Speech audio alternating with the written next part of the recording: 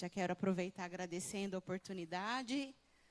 Quem não me conhece, eu sou a Karen, já estou 38 anos aqui na igreja, comecei no Ministério Infantil, e se Deus quiser e permitir, quero terminar lá no Ministério da Melhor Idade. Né? Já passei por todos os ministérios, graças a Deus, e só tenho a agradecer por essa oportunidade. Sou médica clínica geral, minha especialidade é em geriatria, e trabalho muito com cuidado paliativo. Ontem, domingo passado, o Dr. Carlos começou a falar um pouco sobre aborto e tal. E a minha responsabilidade hoje é falar um pouquinho da bioética da morte, que é bem o meu dia a dia. Alguém pode trazer só uma água para mim? Eu subi a escada correndo, por favor. Silas, qual que muda aqui? Deixa eu ver, para frente?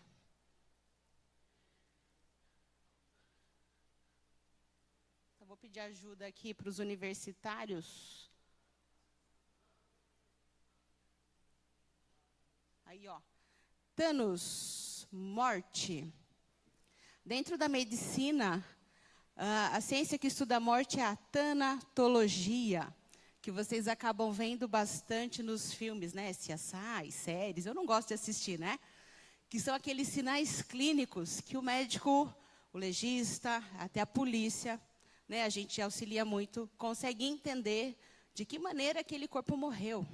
Olha, de que distância, se foi um tiro, se foi por uma facada, se foi por afogamento. Então, Thanos é um sufixo grego que significa morte, e dele a gente deriva uma série de situações. Eutanásia. Então, vamos falar. Eu vou falar só do ponto de vista médico. Depois da parte jurídica, o Carlos volta e fala com vocês. E eu queria que a gente refletisse um pouco sobre isso, né? A ideia dessa série é que a gente comece realmente a pensar como a sociedade tem se instalado, como é que a medicina tem visto, e qual é a nossa visão como cristãos diante de tudo isso. Eutanásia, se a gente for colocar no sentido, seria boa morte, uma morte adequada. Mas, na verdade, o que a gente tem visto, que a eutanásia, o que é? Eu desejar a minha própria morte. Pacientes, indivíduos, diante de uma situação. Obrigada. Pessoas, indivíduos, diante de um intenso sofrimento, desejam abreviar a sua própria vida. Alguns lugares do mundo isso é permitido, no Brasil isso não é permitido, e depois a gente vai tentar entender o que é aquilo que a gente entende sobre isso. Alguém muda para mim? E é diferente do suicídio assistido. O suicídio assistido também são indivíduos que têm um intenso sofrimento físico, emocional, e eles, sim, escolhem o dia de morrer. Qual a diferença de eutanásia e suicídio assistido? Eutanásia, eu como médico, não eu, né, mas um médico, ele faz toda essa preparação, por exemplo, num hospital, na casa, numa clínica, vários métodos que não vêm ao caso, e eu induzo a morte nesse paciente. Suicídio assistido, não precisa da intervenção do médico naquele momento, mas eu dou recursos para aquele paciente e ele sim faz essa decisão. Por exemplo, eu posso, já está na moda, né, a pílula da morte, eu posso, mas é o próprio paciente que ele como é que eu posso dizer, na pílula da morte, que é cloreto de potássio, alguma coisa, ele engole aquilo e ele morre. Geralmente na presença dos seus parentes, enfim. Né? E eu queria só, antes da gente abrir para a pergunta, que eu vou dar uma pausa, fazer uma provocação mostrando um vídeo. Passa para mim, por favor. Pode dar um clique, irmão, que o vídeo vai abrir. Filme bastante conhecido, mais de 20 anos. Eu queria que a gente olhasse um pouquinho esse trecho e depois a gente vai refletir.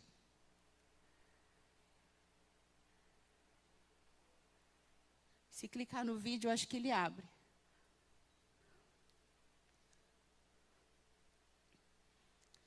Clica na apresentação. Deixa eu ver, o Silas foi quem me ajudaria. Silas.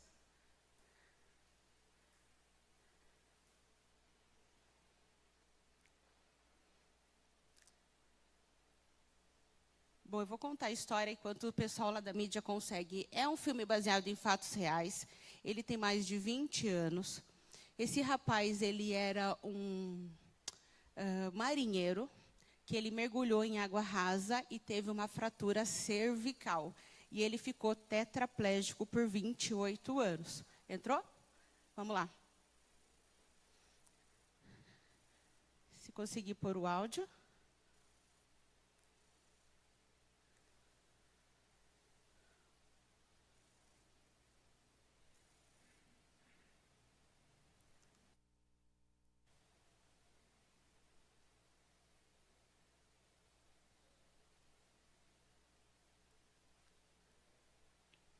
Acho que tem que aumentar um pouquinho o volume.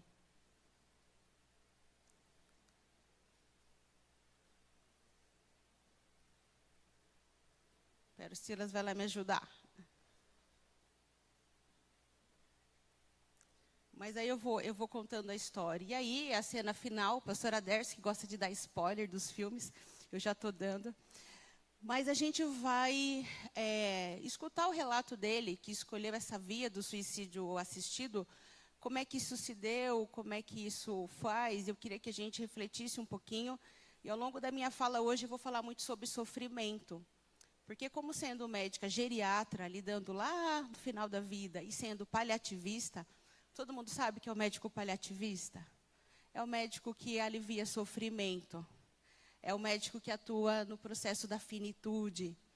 Eu não gosto da palavra terminal. Quando a gente fala terminal, dá a impressão que não dá para fazer nada por esses pacientes. Mas aí eu vou contar um pouquinho da minha experiência lidando com o fim de vida. Vamos ver o vídeo.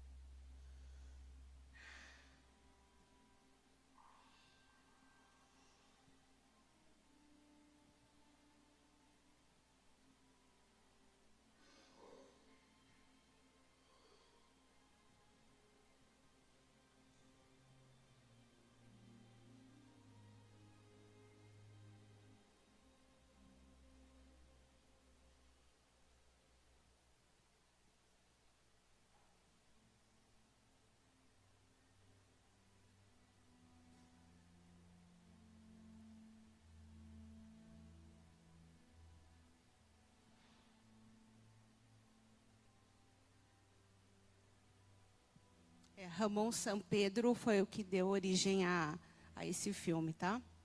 Essa é a frase dele. Depois vem algumas coisas de direitos humanos, a gente vai deixar depois para o Carlos. Mas essa é uma cena de um suicídio assistido, né? Pouco romanceado, mas é isso que acontece. Alguém com um grande vazio, diante de um sofrimento, e aí?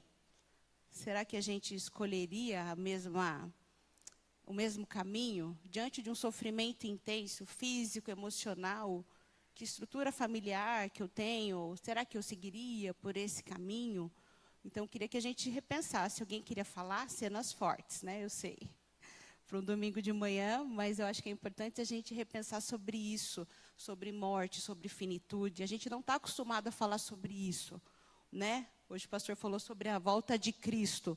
Como cristão, a gente fala assim, Deus, que demore um pouquinho. Eu que tenho filho pequeno, falo que demore, que eu quero ver meus filhos grandes. E a gente não fica repensando. Imagine estar numa situação dessa. Eu me deparo com situações dessa todos os dias. E de que maneira a gente motiva, de que maneira a gente acolhe essas demandas? Mas eu queria deixar bem claro que eutanásia e suicídio assistido é crime no Brasil. O médico não pode praticar. Apesar de você falar uma boa morte, uma maneira de aliviar o sofrimento, é um caminho extremamente questionável. Hoje, Holanda, Suíça, Portugal, alguns países já têm feito isso, alguns estados americanos, acho que até onde eu pesquisei, têm liberado tanto a eutanásia quanto alguns casos de suicídio assistido, e a mídia tem falado bastante sobre isso. Um outro tema, já que vocês estão quietinhos, que eu queria falar, passa para mim, são a outra palavra que está dentro desse tema maior chamado morte, que é a distanásia, que nós médicos trabalhamos com ela todos os dias, que é o prolongamento dessa morte, ou seja, é o momento que eu entendo que aquele corpo, aquele paciente, não tem mais condição de viabilidade, está muito frágil, está muito debilitado. Todas as intervenções médicas não vão gerar benefício para ele, e mesmo assim eu fico o quê? Insistindo. É um momento que muitas vezes nós médicos vamos ter a decisão de desligar alguns aparelhos, vou falar deles daqui a pouco, ou no meu caso, que sou médica paliativista, que atendo idosos, muito idosos, é quando a gente decide não fazer algumas intervenções. Exemplo, eu estou com 90, 95 anos, já frágil, bastante debilitado, estou com um tumor. Opero ou não opero? O que vocês acham? Não? E por que eu não opero? Porque é velhinho? Porque a gente entende que, pela condição de vida física, essa morte, essa perda dessa funcionalidade vai se diminuindo. E algumas intervenções, eu vou fazer o quê? Eu vou prolongar. O médico tem que ter muita ética, muita experiência de não negligenciar, não ser imprudente, ou seja, não cuidar, não dar assistência no momento correto, mas também não prolongar. Isso acontece em UTI, isso pode acontecer numa criança, isso pode acontecer em várias situações. E todos os dias eu me deparo com essa palavrinha, porque muitas vezes, quando a gente está dando um boletim médico no hospital, a gente vê a célebre frase, onde a vida é a esperança, né, doutora? E que vida? Na cama, dependente, imóvel, muito avançado, um câncer já bastante avançado, com todos os órgãos já com algum grau de falência ou de debilidade física. Qual é a minha intervenção como médica? Pois não. É que você não, na outra questão, você não parou para dar oportunidade. Dentro do contexto bíblico, fala que tirar a vida não vai para o céu, não herda. Então, o suicida, não seria o fato dele fazer essa escolha, ele perde a salvação ou não? Do ponto de vista teológico, eu vou precisar da ajuda dos universitários. Os pastores estão aqui para isso, né? Eu acho que depois o pastor está ali atrás, né? Pode falar. Mas o pastor Décio falou assim, não fale nada teológico, fale só da parte médica, né? Depois o pastor Oswaldo vem me ajudar. Quem mais? Em dia 17 de agosto, agora vai fazer um ano que minha mãe faleceu. E, não sei, dá tempo de eu contar a história rapidinho dela? É um testemunho...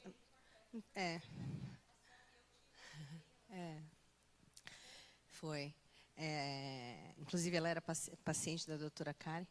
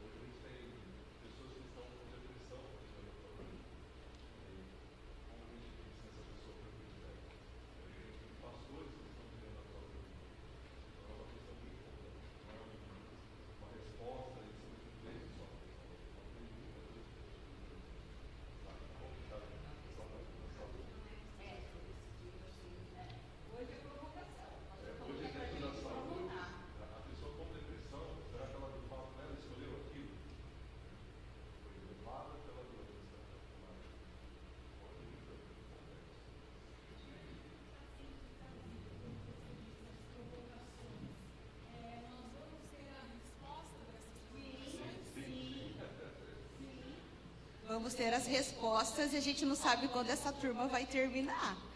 Ordens do pastor Adércio, vamos só provocar. Hoje, quando eu vou falar da morte da minha mãe, eu não sinto dor. Eu sinto gratidão por ter sido filha dela e sinto gratidão por estar ao lado dela nos últimos momentos, né? Sinto saudade, claro. Em 2009, a minha mãe, acho que já 15 anos atrás, ela caiu e quebrou o fêmur, aos 70 anos.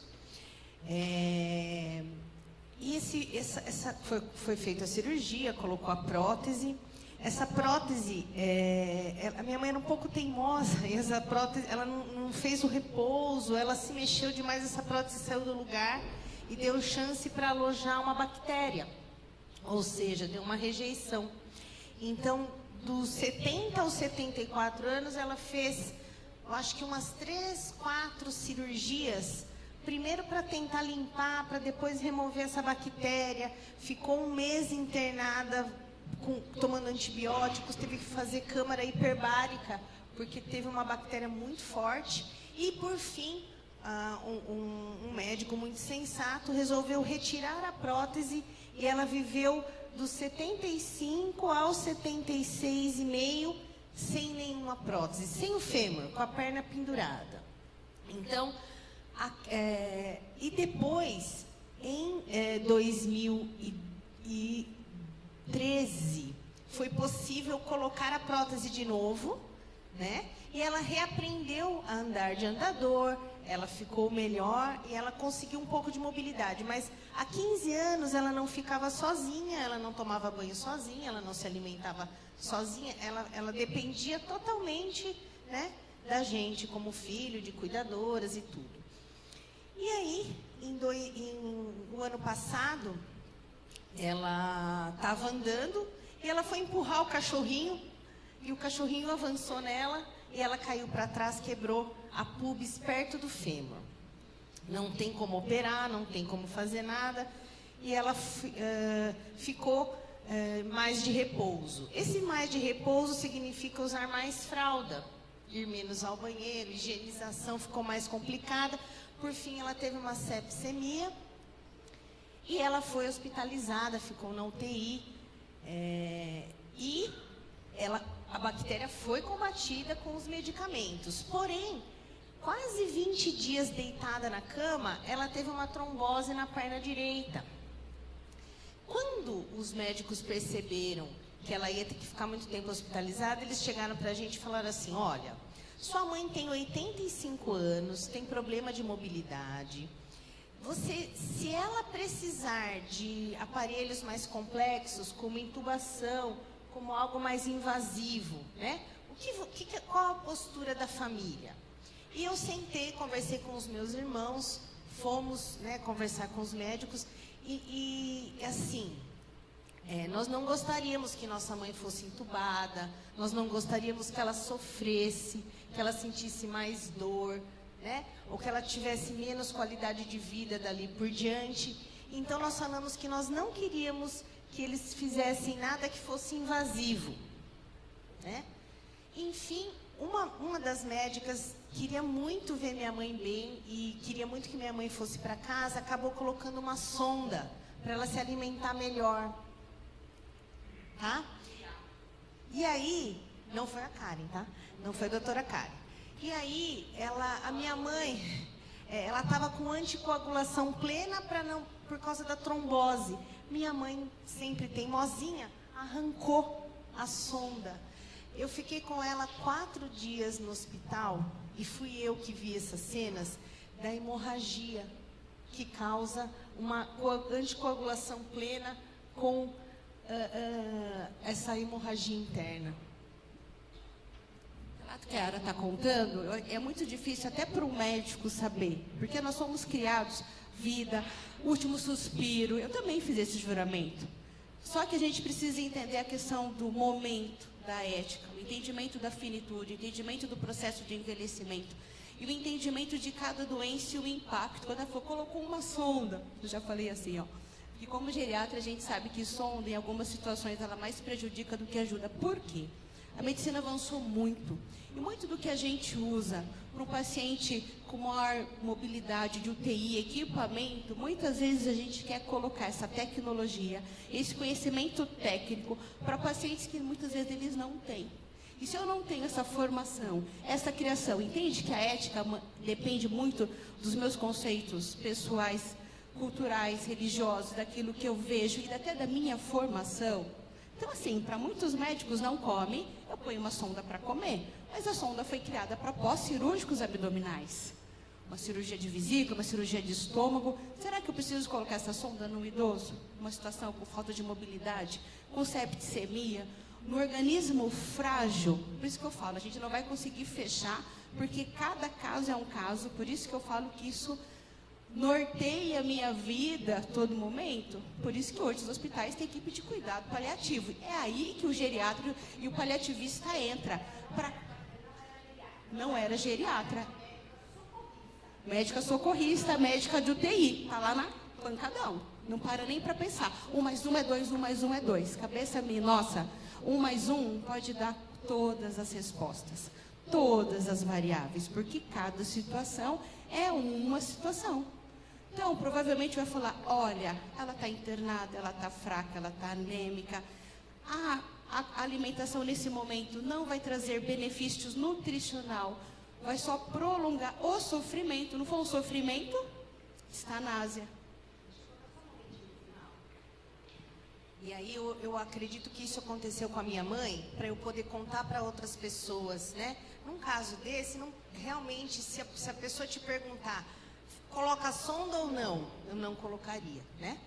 E não me foi perguntado, tá? E aí, aconteceu que por causa teve que retirar a anticoagulação plena e deu a embolia pulmonar. Quando a minha mãe comeu todos os dias, até o dia dela, antes do dia dela morrer, depois que tirou a sonda, mesmo com hemorragia, ela comia. Naquele dia de manhã ela não comeu. Aí eu falei, tá diferente. Chamei essa médica, ela falou, pode chamar seus irmãos. A minha mãe começou a... Eu falei assim, tá tudo bem? Ela só fez... A nossa última comunicação foi... Ela fez que sim. Os meus irmãos chegaram, ficou meu irmão, minha irmã nos pés dela. Eu abracei ela e fiquei cantando um louvor. A minha mãe fechou os olhos e só parou de respirar. Não sofreu, não teve nenhuma agonia. E eu me lembrei que eu tinha pedido isso para Deus quando ela estava na UTI. Eu falei, Senhor, queria tanto que a minha mãe não morresse sozinha na UTI, mas se não for pedir demais, que ela pudesse morrer nos meus braços. E Deus fez exatamente do jeitinho que era melhor, e eu nem sabia como é que seria, né?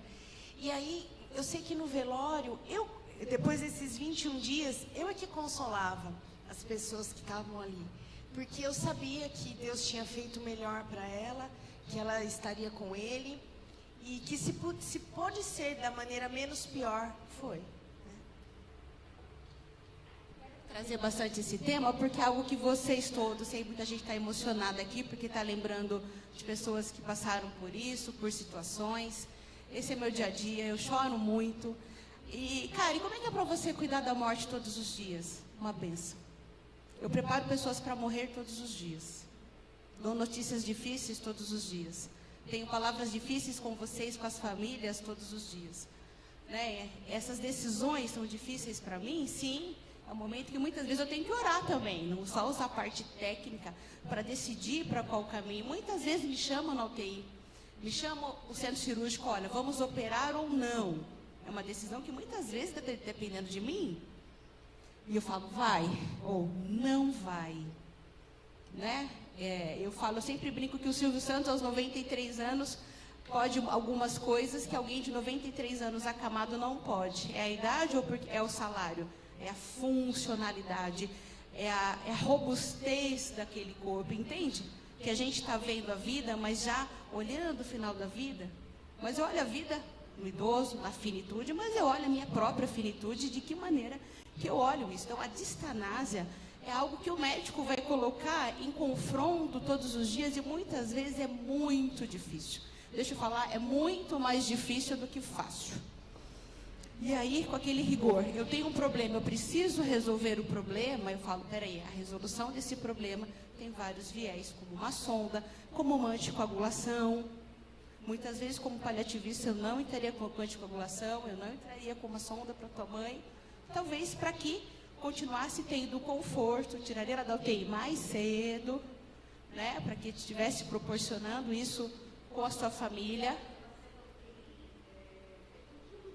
Isso, vamos tirar. Então, assim, são visões que a gente começa a tirar, e é um tema difícil. Então, assim, não se assustem quando o médico fala, entuba ou não entuba? A decisão não é sua, a decisão é minha, é médica. Mas isso é que eu falo assim, olha, alguns procedimentos invasivos, eles vão prolongar o sofrimento, vão gerar sofrimento. Né? Eu falo diesel, lembra do diesel? Eu estou distanciando aquilo que é a rota boa, a rota natural. Porque, infelizmente, apesar da mídia, da gente sempre procurar a longevidade, a saúde, né? Como geriatra, eu começo a tratar aos 40 anos. Para quê? Para chegar aos 100, pulando de paraquedas. Tem vários pacientes meus aqui, sabem disso. Né? Para chegar com 100 anos pulando de paraquedas, se possível. Mas a gente tem que entender como isso é possível e, em cada situação, qual vai ser a minha intervenção. Só para fazer um exemplo, quem me conhece sabe que eu tive minha mãe faleceu aos 60 anos de um câncer extremamente agressivo. Minha mãe foi cuidada, na próxima palavrinha que eu quero apresentar para você, a ortotanásia. Ortotanásia, proporcionar a morte sem sofrimento. Lembra do dentista? Ortodontia, alinhamento, né? Que é o dentista que põe aparelho, orto. O bom caminho, a boa morte, as boas escolhas. O médico paliativista, ele está aí, depois que ele consegue entender a distanásia, olha, cuidado com os procedimentos invasivos, aquilo que vai gerar sofrimento. A gente vai no caminho do bem. Aquele óbito vai acontecer. E quais vão ser as minhas atitudes para que isso possa ocorrer de forma adequada? Minha mãe não foi para o hospital, não recebeu sonda, ficou 15 dias sem comer. Diminuindo. E tudo bem, tem maneiras da gente manter o paciente assim. Maneiras da gente medicar para não sentir dor, para não sentir sofrimento. Tem muito atendimento a domicílio que eu faço nesses processos de finitude para o paciente. E um processo lindo que a gente faz com as famílias. De acolhimento, de escuta, de decisões, de orar, de louvar, de chorar, de comer o último pedaço de bolo com aquele paciente, com aquela família. Transformar um pouquinho a morte em festa, às vezes eu confesso que vira uma festa. Quem conhece meu marido sabe que ele tem um humor um pouco ácido, ele fala, você é a única médica que recebe presente quando perde o paciente. Falei, é sinal que eu fiz um bom trabalho. Porque a minha missão, meu juramento também Ele está aí nesse momento de fechamento de ciclo e depois a família que eu vou cuidar para suportar o luto. Eu falei, olha, isso é um sinal do que eu fiz um bom trabalho. Né? Apesar de todo o sofrimento, a gente consegue ter isso. Então, a ortotanásia é o cuidado paliativo hoje no Brasil. Essas maneiras da gente olhar esse paciente como uma doença incurável, isso são inúmeras. Isso tem várias gradações, vamos dizer assim. E em cada momento desse paciente eu tenho uma intervenção ao longo da vida dele, desde o diagnóstico. Exemplo da minha mãe. Minha mãe era uma paciente paliativa no primeiro mês de diagnóstico. Já descobriu um câncer metastático para 4 órgãos. Eu já sabia que a sobrevida dela ia ser de 3 meses. Mas ela fez químio, estendeu a medicina, Deus, 1 ano e meio. Mas qual foi a minha intervenção e toda a equipe ao longo desse 1 ano e meio? Visando conforto, qualidade de vida. Porque a gente já sabia, a partir do momento, no início da história, que, no diagnóstico, que ia ser um paciente em cuidado paliativo e que a gente deveria usar esse conceito, ortotanásia. Benefício, conforto. E que isso vai baseando a nossa atitude médica todos os dias. Alguém quer perguntar?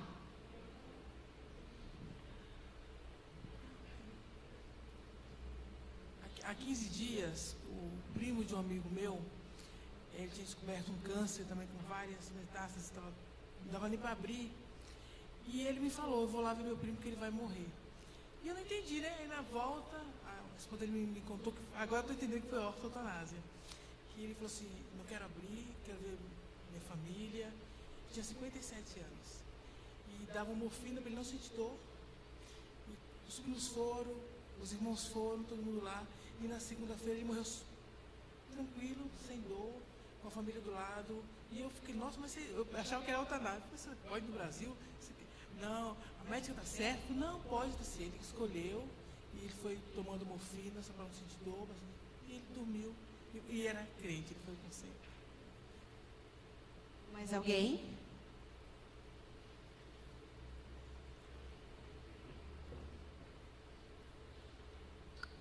Eu acho super importante falar sobre o paliativo, porque nossa família foi pega de surpresa, a gente não sabia o que era paliativo. E nós entendemos que o paliativo era o hospital, os médicos não quererem mais atender minha mãe. Se ela tivesse uma parada cardiorrespiratória, avisaram que eles não iam fazer o ressuscitamento. Então aquilo para nós foi chocante. E nós somos uma família de 7 filhos, né? E 4 preferiram tirar do hospital e montar uma semi-UTI em casa. Ela foi com traqueostomia e já com a sonda direto no estômago. E ela ficou de março até setembro em casa, sendo cuidada e tudo, né? Com enfermeiro de manhã, fisioterapeuta, enfim, né? Tudo que assistia numa UTI. E nós vimos, depois que eu voltei a favor dela ficar em casa, depois eu fiquei vendo o sofrimento, né, que foi prolongando, né?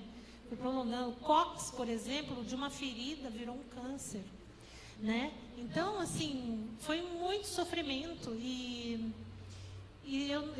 hoje eu teria votado para modos paliativos mesmo. E ela foi para o hospital e lá, na última vez no hospital, pedimos para que não deixasse ela sofrer, né? E não foi feito o ressuscitamento. Mais alguém? Adoro falar sobre esse tema, hein? Quando a pessoa descobre, por exemplo, ter um câncer desse nível agressivo, já logo no início, metástase, se o paciente decide falar, não quero entrar para um processo de quimioterapia, porque a gente às vezes sabe que a quimio parece que mata mais rápido, né? Não sei, pela nossa experiência, pareceu que sim.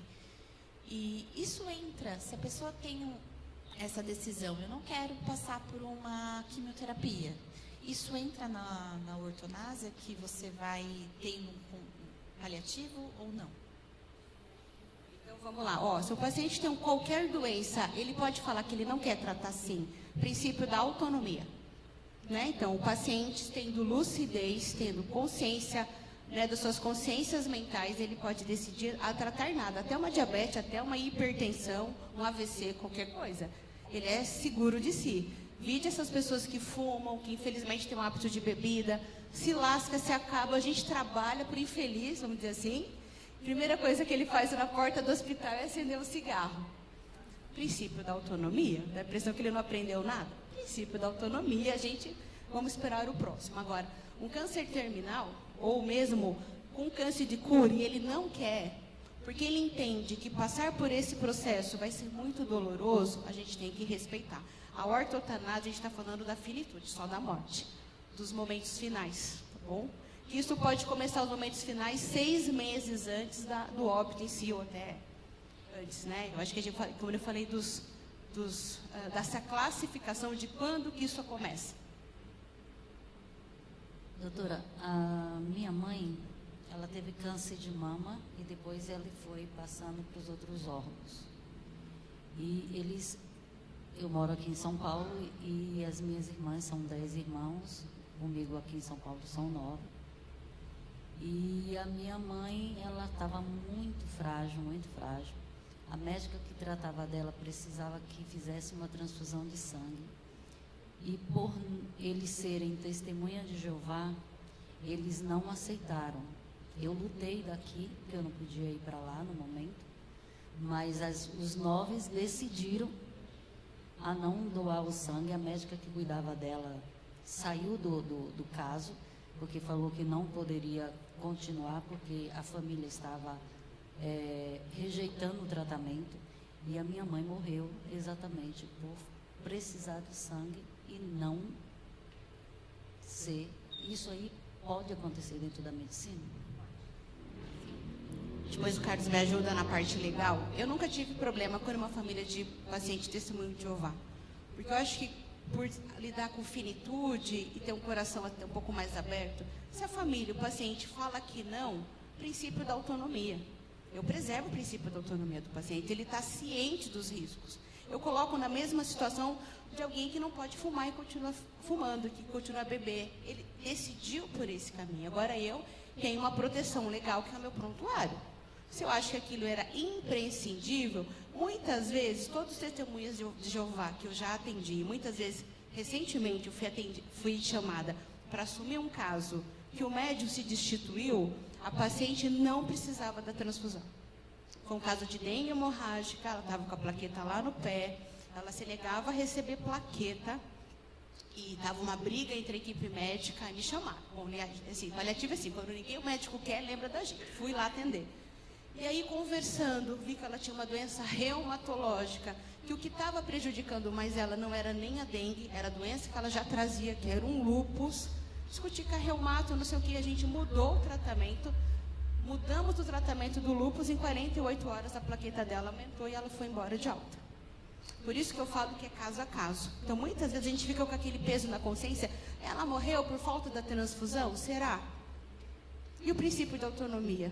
Eu vou gerar mais uma culpa no momento de tanta dor, numa finitude, numa família, eu vou transfundir. Como é que aquele paciente vai ficar? Da mesma forma, eu já trabalhei em hospital de judeus, hospital de muçulmano. Nesse momento da morte, que a gente dá a notícia, a equipe de médica não pode, de enfermagem não pode tocar naquele corpo. Vem pessoas preparadas para fazer a preparação, para dar despedida. Então, assim, a gente tem que ter essa liberdade, né, de olhar o ser humano dentro das suas próprias vontades. Então, assim, eu nunca tive problema. Diferente de criança, onde a pessoa não pode falar da sua própria vontade, se o médico acha, e a justiça está aqui para nos resguardar, eu posso fazer uma transfusão compulsória, né? Mas eu sei que dá pano para manga, não é, Carlos? Dá confusão, não dá? Não é? Assim, de colegas assim, ele estava calçado pela justiça, mas a família entrou com processo. Exatamente isso, doutora Karen. Vai depender do que a família vai resolver, porque a justiça, ela aceita tudo. Eu digo, início do processo, né?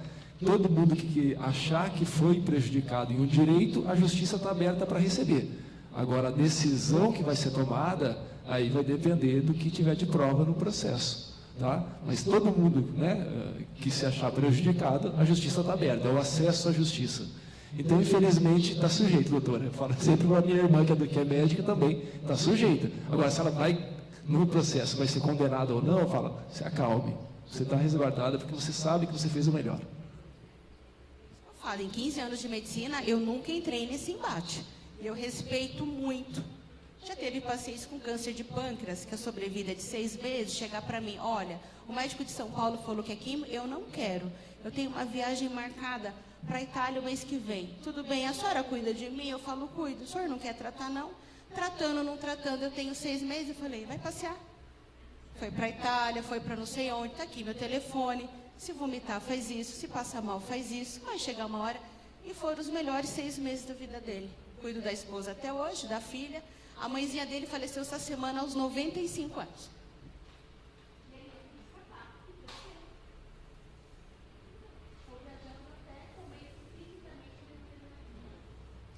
Doutora Carolina, que é uma dúvida que fica na minha cabeça. Meu pai, ele tinha um problema pulmonar e estava em casa, ele sempre usou oxigênio. E nesses últimos dias dele, praticamente eu que passei com ele no hospital. E nessa noite aí que deu uma piora, sim, eu estava com ele no quarto, tudo, estava totalmente sóbrio, conversando com ele e estava caindo muito a saturação. Daí a médica que estava acompanhando, ele estava no quarto ainda, falou, se continuasse desse jeito, eles colocavam aquele pop-up, voltava e caía, voltava, caía. Aí ele falou, vou ter que subir seu pai para UTI. Aí realmente chamaram, ele teve que ir para UTI, e eu fiquei acompanhando, fiquei lá perto da porta da UTI, e daí eu vi meu pai saindo entubado. Na verdade, ele não foi para UTI, ele foi para o CMI. Isso. Daí entrou com ele, eu entrei com ele, o médico falou, agora você tem que sair e tal. Aí eu fiquei uns 10, 15 minutos lá fora e meu pai saiu entubado. Aí a hora que o médico saiu, eu falei assim, mas como que você entubou meu pai dessa forma, você não comunicou, não falou nada? Ele pode tomar essa decisão assim, sem falar nada? Não pode. Eu argumentei ele falou assim, ó, como o problema do seu pai é pulmonar, eu não poderia deixar ele morrer na minha mão.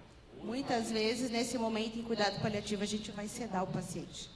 Né? A gente tem medidas de controlar o sintoma. Na verdade, não. Até para a gente evitar, o Brasil avançou muito, depois o Carlos pode até me ajudar, com as diretivas antecipadas de vontade. Ou seja, cada um de nós deve escolher como é que vai ser esses últimos momentos. Eu quero que me entube, se eu tiver um câncer terminal, eu quero que doe meus órgãos. E geralmente quando a gente conversa para a família, para tomada de decisão, eu sempre quero saber, uma família que eu não conheço, que eu não tenho vínculo, quem é teu pai, quem é tua mãe? Como é que foi? O que ela falou a vida inteira para você? Eu não quero ficar em cima de uma cama. Bom, chegou a hora de ficar em cima de uma cama. Será que a gente vai entubar esse paciente, pôr numa UTI, fazer uma hemodiálise numa situação que vai ficar isso? É bem isso. A gente tem que entender esse processo de finitude que é natural, o processo da morte, e qual a intervenção que eu vou fazer naquele momento. Não vejo os irmãos que nós médicos estamos brincando de Deus, tomando uma decisão acima de qualquer coisa, né? Por isso que eu falo que cada vez que tem algum doente aqui da igreja, fala, orem pelos médicos, orem pelos enfermeiros, gente, orem mesmo. As nossas decisões, elas são extremamente precisas, rápidas, e a gente não pode errar, a gente é humano. Então, vocês realmente, quando tem um ente querido de vocês, cubram aquela equipe de bênção, de oração, porque muitas das minhas decisões são pautadas de oração. Eu falo que o Espírito Santo fala comigo e fala mesmo, muitas vezes para eu decidir por um caminho A e B. Quando eu chego numa UTI, tem 8 médicos me esperando, o paciente aqui no leito, esperando só a minha decisão, se opera ou se não opera. Aí é o contrário, se estuba ou se não estuba, porque tem pacientes que estão meses dentro daquela UTI, sem viabilidade nenhuma, e precisa de um médico assumir, transferir aquele paciente da UTI para o quarto, para ficar um tempo com a família. De que maneira a gente vai fazer isso? Ninguém está brincando de Deus, e ninguém quer precipitar a morte de ninguém. A gente fez um juramento ético, né, em cima de tudo isso, e cada vez que a gente lê aquilo, um médico bem formado chora, se arrepia. Não é isso? Quando a gente lê o juramento de Hipócrates, Cada vez que eu leio aquilo, eu falo, gente, eu prometi tudo isso, é muito forte. Então, assim, a gente tem uma decisão, assim, segundos. Eu vou falar de novo, desculpa, mas o meu pai teve uma situação parecida com essa, né?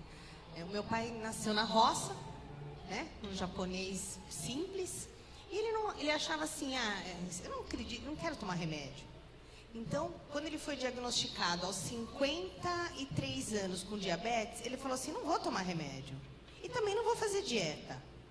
Eu não quero saber disso, faz de conta que não tem nada. Né? E a gente falava, pai, vamos cuidar? Não quero. Né? 15 anos depois, né, o médico chegou para ele e falou assim, seu José, ou o senhor tem síndrome de Takayasu, ou o diabetes entupiu todas as suas artérias. E aí ele falou assim, verdade, se operasse a carótida, o coração não aguentava. Se operasse o coração, a carótida e a femoral não aguentava. Então, o que o médico fez? Colocou uns estentes onde ele podia. Tinha lugar que não tinha artéria que não passava nem o catéter para colocar o estente. Não passava, estava obstruído. É isso, o diabetes é sorrateiro, né? E aí, foi e falou assim, olha, seu José, o senhor pode falecer a qualquer momento. Eu vou colocar, tá aqui, o senhor vai tomar 14 medicamentos em casa. E eu não sei se é daqui um dia, 2, 6 meses, 1 ano, né? Eu sei que nós almoçamos com meu pai 5 anos, todos os domingos. E tomou todos. Porque aí, a minha mãe já estava operada, né? Ele falou assim, meu Deus, eu não ligava, eu podia morrer, eu esqueci que eu tinha que cuidar da sua mãe, né? Aí eu falei, pai, sobrou para nós, né? Aí a gente brincava muito. Só que ele mimava ela. Eu falei assim, você mima ela, depois vai sobrar para mim. Mas enfim, ele faleceu. Um dia a cuidadora que estava dormindo lá me ligou. Yara, eu achei seu pai no chão. Eu corri para lá, eu estava grávida de 3 meses da Natália. Nesses 5 anos ele conheceu 3 netos, tá? Eu cheguei lá, eu falei, que foi, pai? Eu tive um sonho ruim. Eu falei assim, como sonho ruim caiu no chão? Vamos para o hospital? Eu não quero. Pai, vamos. Eu insisti. Eu sei que ele começou a ficar bravo, ele falou, não quero. Eu falei, eu não vou contrariar. Uma semana depois, exatamente na sexta-feira novamente, 6 da manhã, no mesmo horário, a cuidadora me ligou, Yara, vem, o seu pai está no chão desmaiado, mas ele está vivo. Eu falei assim, já chama o SAMU. O SAMU chegou antes que eu. Eles tentaram ressuscitar meu pai por 25 minutos, né? E eu falava assim, quando ele acordar, eu vou junto na ambulância, tá? Eu não caía a minha ficha, né? Só que aí depois, a médica legista falou o seguinte, ele teve um infarto 1 semana antes, olha aqui, o infarto de 1 semana antes. E esse dessa semana foi fulminante, né? Então, assim, foi uma escolha dele, ele não tinha medo desse tempo, e a gente fez tudo o que podia para ele nos últimos 5 anos de vida, né? Então, valeu muito a pena, foi da melhor maneira que Deus poderia ter feito. Quem que me chamou aqui, que levantou a mão desse lado?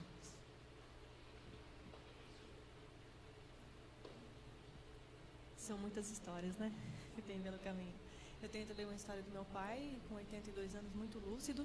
Sempre foi, assim, muito saudável. Mas aí tem também problemas de diabetes, triglicérides, essas coisas. E aí veio essa questão também de ter que ficar praticamente ele ficou 1 mês na UTI, que ele precisava colocar o marca-passo. Mas aí vinha outras questões de diabetes e tudo mais, questão de cicatrização. Aí começa já a gerar uma feridinha aqui nas costas, porque está há 1 mês já na UTI. Mas, assim, a doutora falando, né, da questão da escolha, é porque, assim, ele está longe, né? Alguns quilômetros longe. Mas, assim, ele sempre falou que ele não queria ficar no hospital. Ele não gosta do hospital, ele não queria ficar. A intubação, que a doutora estava falando da questão da escolha também.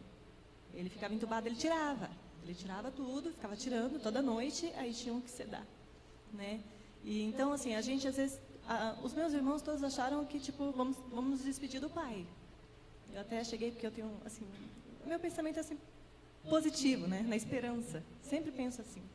E daí eu falei, pai, a gente não veio se despedir do senhor. A gente veio para dar força para o senhor prosseguir. O senhor quer viver? Aí ele com muita dificuldade, é muito difícil, né? A gente ver, vocês estão acostumados no hospital, mas é muito difícil a gente ver aquele homem grande, forte, né? Ali todo entubado e emagrecendo nesse caso. Né? Então, muito difícil mesmo. Então, todos acharam, meu pai, os médicos deram para ele e falaram assim, olha, ele vai durar no máximo, acho que uns 2 dias pela situação que ele está. A saturação, né? Que é a questão do coração e também do oxigênio. Então, meu pai estava tipo, morreu, vamos nos despedir. Meu pai está vivo, tranquilo, em casa. Claro, teve alguns probleminhas com a questão da circulação na perna, né? Deu um problema que a gente estava achando até que era trombose, mas não era. É questão de retenção de líquidos, de alguns processos dos medicamentos. Mas está aí meu pai, firme, né? Vai fazer agora 83 anos. E continua forte. Voltou a fazer exercícios em casa. O cuidador que ele sempre gostou voltou para ele, digo assim, né? Cuidar dele. Então, graças a Deus está tudo bem. E uma questão também da situação de transfusão de sangue, eu acho muito delicado, porque assim, eu tive minha primeira filhinha com 29 anos. E eu tive uma tentativa de parto normal, e nessa tentativa foram 12 horas, com convênio médico e tudo mais. Meu esposo ali do lado, mas eu nunca passei até então por um hospital para ficar nessa condição de internação e tudo mais. Daí 12 horas de tentativa, um dedinho só de dilatação e ali, persistindo. Eu falei, eu não aguento mais, eu não vou aguentar mais. E a gente tem esse ritmo de ser bem forte, né?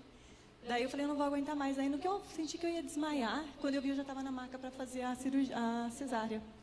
Mas eu lembro eu pegava o lençol, eu perdi muito líquido e sangue. Eu pegava o lençol que ficava no meio da minha perna e estava muito molhado, tinha que trocar o lençol. Em resumo, porque o processo daí, eu acho que eu tive depois a doutora falou, uma pré-depressão, assim, sabe? Né, pós-parto, porque daí eu não conseguia cuidar da minha filha. Eu sei que foram várias complicações, mas resumindo essa questão da transfusão de sangue, no 3º dia vieram para assinar que eu precisava de transfusão de sangue, porque eu estava muito mal. Eu sentia que eu estava muito mal, que eu não ia conseguir sair, eu não conseguia segurar minha filha direito. A minha filha não se sustentava, sabe? E minha filha começou a chorar muito no 3º dia, porque acho que ela não se sustentava, né, na amamentação. E aí os doutores também falavam, não, a gente não pode liberar o leite para ela. Eu falei, precisa dar alguma coisa para ela comer, porque ela não está. Aí eu aceitei. Aí eu falei, ela não está se alimentando bem. Eu falei, ela está com fome. Não, mas você está amamentando. Eu falei, não, mas ela está com fome. Aí nisso, resumindo, aí verificaram todos os exames novamente, que viram que daí eu precisava da transfusão. Foram 3 bolsinhas daí. Tá vendo? Então, quer dizer, foi através da minha filha que refizeram os exames. É complicado, né? Aí depois disso também foi a questão da... aquela dor de cabeça constante. Dá um nome lá, que daí tem que fazer um processo que hoje é atual, que você aplica o próprio sangue. Isso, aplica o próprio sangue, né? Você fala pós-hack. Aí descobri tudo isso. Mas, você viu que o nosso dia a dia não é fácil, né? Por isso que eu sou casado com um marido com bom humor. Você viu como eu chego, né? Depois de 12 horas de um dia intenso. Mas é isso. Então, eu estava falando das diretrizes, né, antecipadas de vontade. É a gente começar a pensar um pouquinho na nossa própria finitude, da nossa própria família. A provocação de hoje é essa. A gente tem pouco... Tudo que é difícil a gente deixa para lá, faz parte do ser humano, não é isso? Tudo que é fácil, tem pouco de tabu. E muitas vezes a gente não pensa, né? Como viver? Quem me conhece sabe que eu amo uma festa, amo comemorar tudo, porque eu sempre vivo como se fosse a última vez. O pastor Oswaldo hoje nos desafiou, você está pronto? Eu estou pronta. Brinquei que eu tenho filhos pequenos, mas estou pronta. Então, todos os dias, acho que a gente precisa viver como se fosse o último dia. E aí a gente precisa ampliar um pouco a nossa visão sobre saúde, doença e morte, achando que a doença é só esse corpo físico. Muitas das histórias que eu estou escutando aqui é porque é muito padrão do médico olhar só o físico, só o corpo. Nós somos treinados para isso. Só que muitas vezes a gente esquece o que a gente aprende na primeira aula, que saúde não é a ausência de doença, mas é o equilíbrio físico, emocional, social, espiritual e não a ausência de doença. Então, para o físico eu tenho que cuidar da diabetes, tomar remédio, fazer exercício, dormir bem, né? E meu emocional, N situações que eu tenho que cuidar para o meu emocional. Eu gosto muito do social, né? O social é trazer a família. E o social, a gente vai falar um pouquinho sobre comunidade daqui a pouco, porque tem outra palavrinha que impacta na questão social, que já vou apresentar para vocês. e o espiritual. O pastor Oswaldo falou um pouquinho sobre a questão do suicídio, da depressão, pastores se suicidando, enfim. E muito do que a gente está acontecendo de sofrimento, e voltando um pouquinho naquele vídeo que eu coloquei no começo, sobre as questões espirituais. Quando o sofrimento ele é intenso, eu quero sanar ele. E muitas vezes a minha resposta é a morte. E não é isso que eu estou só informando isso para vocês, mas não é isso que o médico está fazendo. Nós somos aliviadores de sofrimento. Né? Nós conseguimos impedir a morte? Não, a morte está nas mãos de Deus. A gente pode falar tempos e tempos, várias histórias aqui. Deu 2 dias, deu 3 dias, deu será. Fiquei 5 anos com meu pai. Altas histórias. Ou seja, quando alguém pergunta, doutora, quanto tempo de vida meu pai tem? Eu falei, não sei, eu não sou Deus. Só sei que a gente precisa aproveitar. Porque esse horário exato sou eu. E milagre existe? Gente, existe. Em 15 anos eu posso contar um caminhão de milagres que eu já vivenciei dentro do hospital, porque milagres não dependem de intervenção médica. Não depende de exame. Às vezes o milagre é uma cirurgia. Às vezes o milagre é ter o médico que você precisa, o cirurgião, naquele momento para salvar o paciente, é milagre. É aquela vaga de UTI, é milagre. Mas muitas vezes o milagre, o paciente está lá, inerte numa cama, no dia seguinte, tomando café. Bom dia, doutor. Eu, oi? O que aconteceu aqui em 24 horas? Ou em 12 horas, que muitas vezes eu saí de noite e já voltei de manhã. Oi? Olha, acordou. Então, isso é milagre. O que eu quero dizer é para a gente começar a refletir um pouquinho sobre o nosso dia a dia, e que saúde não é só o físico, suplemento, academia. Como é que eu estou vendo os meus valores, a minha família, construindo vínculos? E como é que está a minha vida espiritual? Voltando lá, muitas pessoas com esse nível de ansiedade, de doença mental, tem a ver com uma fragilidade em entender para onde vai, o que eu sou, qual é o meu propósito de vida aqui. Eu não tenho esperança. Quantas pessoas, mesmo na situação lá acamada, como a gente vê no vídeo, passa tanta esperança para a gente? Eu tive um avô pastor evangélico, faleceu com quase 100 anos. Depois que ele ficou totalmente dependente, acamado de fralda, um baianão arretado, que a gente brincava com ele, ele falou assim, filha, eu sei porque eu estou aqui. Porque a minha missão dessa família é orar por vocês. Então, ele mesmo achou um propósito para a família dele, olhando para cima dentro daquela cama. E cada um de nós precisa achar esse propósito. Do tempo que a gente tem que ter para viver. Então, a provocação, vamos continuar provocando, é isso. Então, o que eu estou fazendo? Como é que eu estou vivendo hoje? Como é que eu estou vivendo? Como é que eu estou me apoiando com a minha rede? Como é que está a minha fé? Como é que está a minha visão? E eu vivo melhor, eu perdoo mais. Eu acho que fica muito mais fácil, né? E muitas vezes, como médico, eu tenho que fazer como diz a Bíblia, no mesmo paciente não cristão, trazer a lembrança, trazer à memória aquilo que me traz esperança. E muitas vezes a minha intervenção médica naquele momento, qual é? É isso. Vamos lembrar o dia que você casou, que você conheceu o amor da sua vida. Realmente quando eu estou no momento do luto, que eu já perdi aquele paciente. Então, como é que eu estou aconselhando aquele que ficou? Principalmente os casaizinhos, né, que se separam. Trazendo à memória aquilo que trouxe esperança, aquela alegria. E naquele momento de choro, aquele momento de fôlego. Estou quase terminando meu tempo. Vamos passar. Sabia que isso ia falar.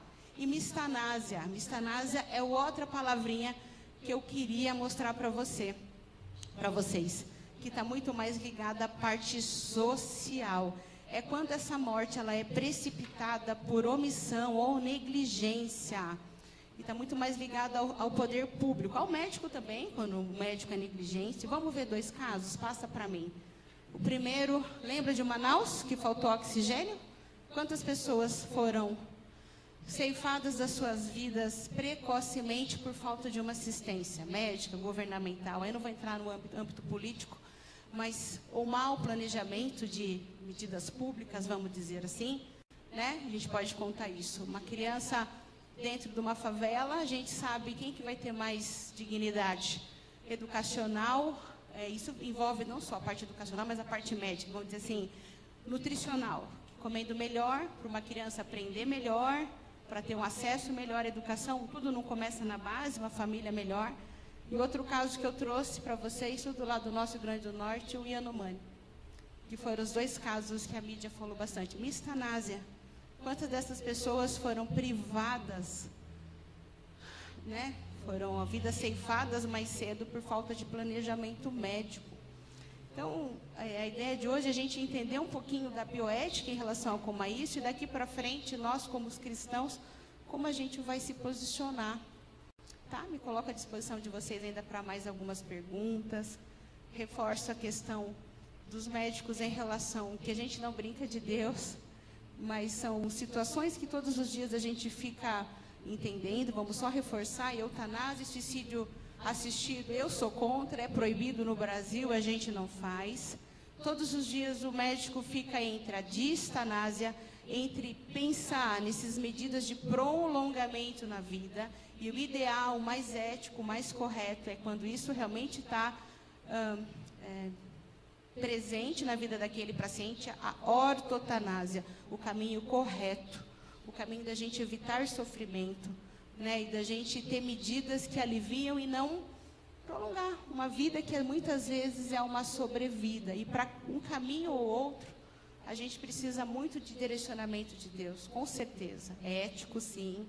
Estudo, sim, da ciência.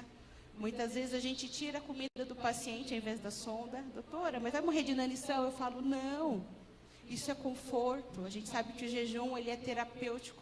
Diminui dor, diminui secreção, muitas vezes um paciente com falta de ar, entendeu?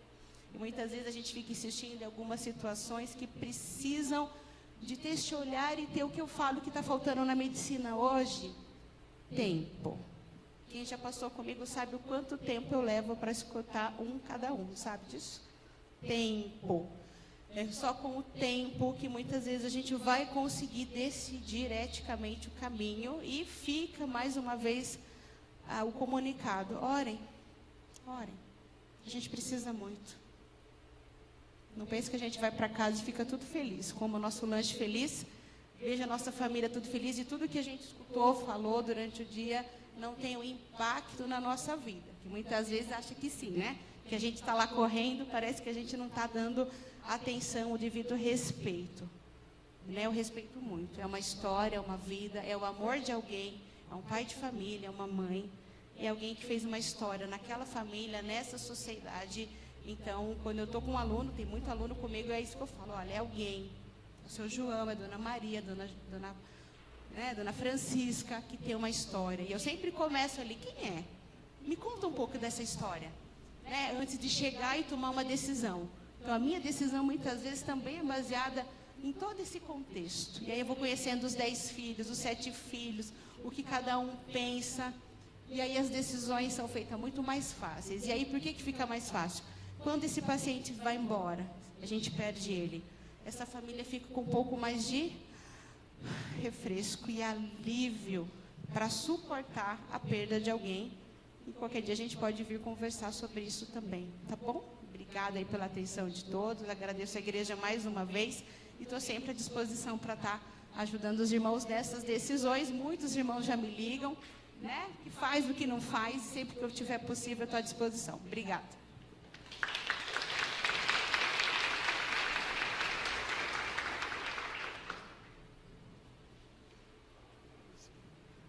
Tinha um jovem com a mão levantada, você quer fazer alguma pergunta?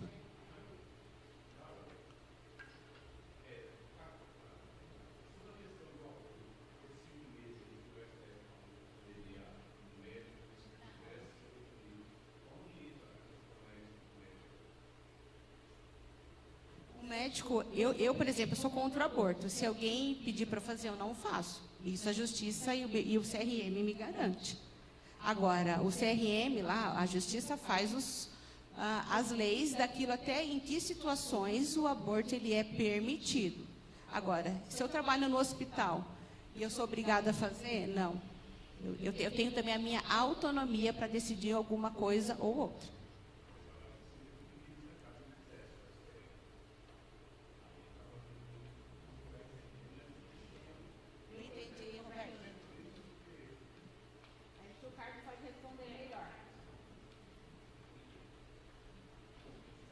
Eu entendo sobre a questão do médico, né?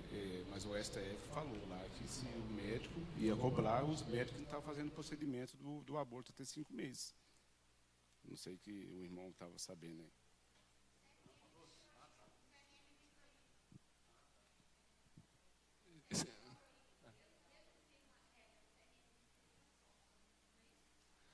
O que o STF decidiu é que, no caso de estupro, né, se for a partir dos 5 meses, continuaria sendo possível fazer o aborto, tá? Porque saiu uma norma do Conselho Federal de Medicina falando que a partir dos 5 meses, ele fala em 20 semanas, são 22 semanas ou 20 semanas, não me recordo agora exato, que não é para o médico fazer. Aí o médico responderia administrativamente, lá perante o Conselho Federal de Medicina. Isso não estamos falando perante o direito penal. Tá? Perante o direito penal é uma coisa, perante o direito da área da medicina é outra, que é a responsabilidade administrativa. O que o STF decidiu foi o seguinte: olha, os médicos não vão mais responder administrativamente se fizerem. Suspendeu a norma do Conselho Federal de Medicina. Aquela norma, então, fica suspensa. Hoje os médicos não serão mais punidos se fizerem o aborto para quem já tem mais de 5 semanas, mais de 20 semanas. Não sei se é isso que o senhor, se era essa a sua dúvida. Não, os médicos não são obrigados a fazer. O que ele falou, o que o STF falou, se um médico fizer, ele não vai ser punido administrativamente. Mas ele não falou que o médico é obrigado a fazer. Não.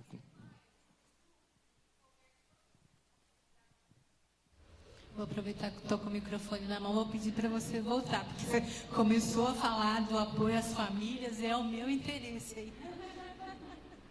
O apoio às famílias são super importantes na finitude, no cuidado. Eu falo, tem muito livro ensinando a gente, né, ter nenê, como amamenta, quais são os primeiros passos, e aí lá na ponta, né, a gente precisa avançar muito nessa questão desse cuidado aí, e o apoio da família do luto, né, não sei se vocês sabem, o geriatra é o médico número 1 do luto, não só o psiquiatra. Então, quando uma família é lutada, essas são consultas muito bonitas. Desde o diagnóstico, no falecimento, quando eu posso, né, hoje não consigo tanto, vou para o velório e a gente continua seguindo essa família no pós-luto, né? Isso é um apoio muito, muito importante. Às vezes com medicamento, às vezes com apoio do psiquiatra, do psicólogo, mas muitas vezes com essa visão realmente de reestruturação familiar para esse novo momento. Vamos só orar, irmã. Agora já deu o horário. A gente tem que liberar as crianças. A gente tem que liberar, senão dá problema lá embaixo. Vamos ficar de pé? Vamos orar pelos profissionais da saúde, os profissionais jurídicos. Então, se você ainda tem alguma questão, a classe continua. Traga domingo que vem. A gente quer novamente continuar colocando esses temas, porque nós, como igreja, precisamos pensar neles. Como você foi desafiado aqui, a gente precisa orar por esses irmãos. Vamos orar? Ó Deus, nós queremos agradecer ao Senhor pela vida da Karen, pela forma como o Senhor tem usado a vida dela como profissional cristã, fazendo a diferença, ó Deus, em todos os lugares que o Senhor tem colocado ela. Queremos te agradecer, ó Deus, pelos nossos irmãos, profissionais também do jurídico. Nós queremos colocar diante do Senhor o Carlos, a Karina, continue abençoando, usando a vida deles também.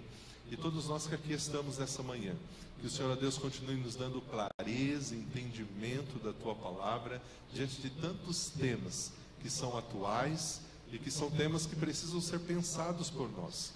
Portanto, ó Deus, nos dê sabedoria, discernimento sobre essas questões tão importantes que nós precisamos olhar e pensar.